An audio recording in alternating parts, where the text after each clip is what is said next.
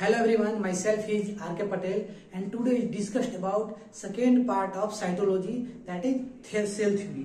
Cell theory को सबसे पहले स्लाइडेन एंड स्वान ने दिया था, फॉर्मुलेटेड स्लाइडेन एंड स्वान किए थे और उसको कैसे कैसे किए थे वो हम लोग आज पढ़ने जा रहे हैं। तो सबसे पहले हम लोग को सेल थ्योरी पढ़ना है।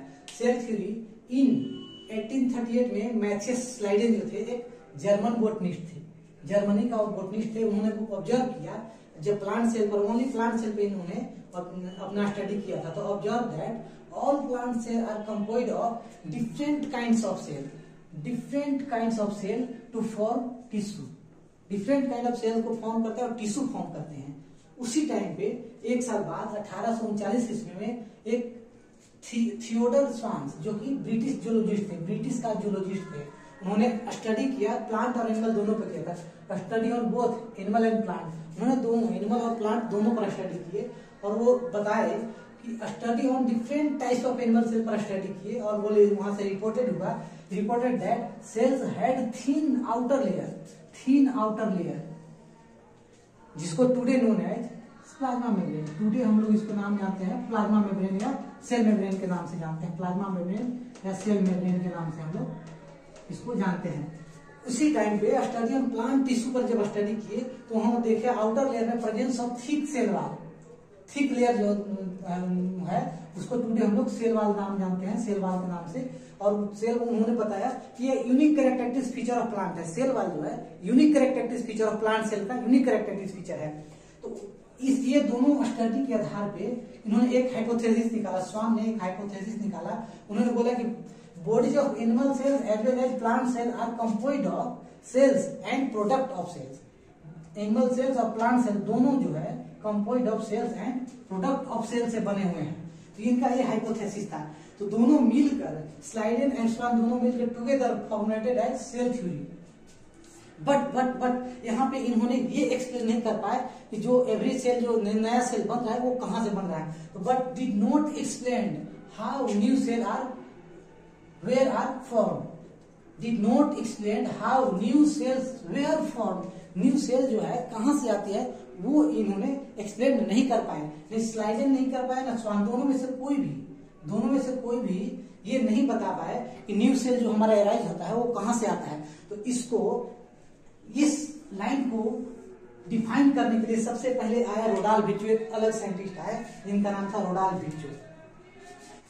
जो सेल थ्योरी स्लाइडेन एंड स्वान जो सेल थ्योरी दोनों मिलकर दिए हुए थे, इन दोनों में से कोई भी उनसे अगर एक सवाल पूछा गया कि नया सेल कहां से बनता है, how did new cell were form, लेकिन उनके पास कोई इसका जवाब नहीं था।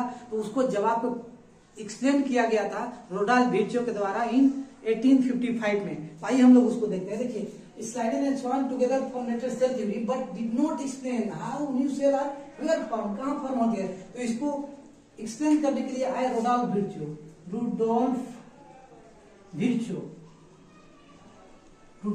थे। वो 1855 ईस्वी में रोडाल्फ विर्चो 1855 ईस्वी में first explain that cells divide करती हैं and new cells are form from pre existing cell. जो पहले एग्जिस्ट करी है वही सेल डिवाइड करती है और एक नया सेल बनाती है। तो उसको बोल देते हैं ओमनी सेलुला ई सेलुला। इसका एक टर्म दिए थे रोडाल्फ विर्चो ने, ओमनी सेलुला ई सेलुला। तो अगर आपसे पूछा जाएगा कि ओमनी सेलुला ई सेलुला टर्म किसने दिया था, तो रोडाल्फ विर्चो में कितने ईस्वी में, 1855 ईस्वी में। तो ओमनी सेलुला ई सेलुला इन्होंने इसलिए दिया था क्योंकि कोई भी सेल डिवाइड करती है और न्यू सेल्स आर फॉर्म होती है क्योंकि प्री एग्जिस्टिंग सेल से। जैसे अमीबा है, ये अमीबा है, अमीबा जो है वो डिवाइड करेगी और दो अलग अलग अमीबा में बढ़ जाएगी। तो ये प्री एग्जिस्टिंग सेल है और उसे डिवाइड करती है, और दो अलग अलग सेल में नया बन जाती है। तो इसी को बोलते हैं ओमनी सेलुला ई सेलुला। प्री एग्जिस्टिंग सेल से नया सेल बन रहा है, सेल डिवाइड होकर। तो इसी तौर पे इन्होंने मॉडिफाइड कर दिया सेल थ्योरी को। ही यानी रोडाल्फ Virchow modified the hypothesis of Schleiden and Swan to give final shape of cell theory. Cell theory को मॉडिफाइड करके फाइनल शेप देने वाले कौन थे, रोडाल्फ विर्चो।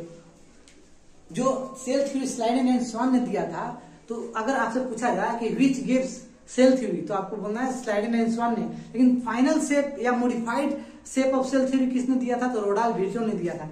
तो आज के डेट में जो सेल थ्योरी अंडरस्टूड टुडे, आज के डेट में हम लोग सेल थ्योरी के नाम जानते हैं कि पहला इसमें टर्म था कि all living organism are composed of cells and product of cells. All living organism are composed of cells and product of cells. और सेकेंड क्या था कि all cells arises from pre existing sales.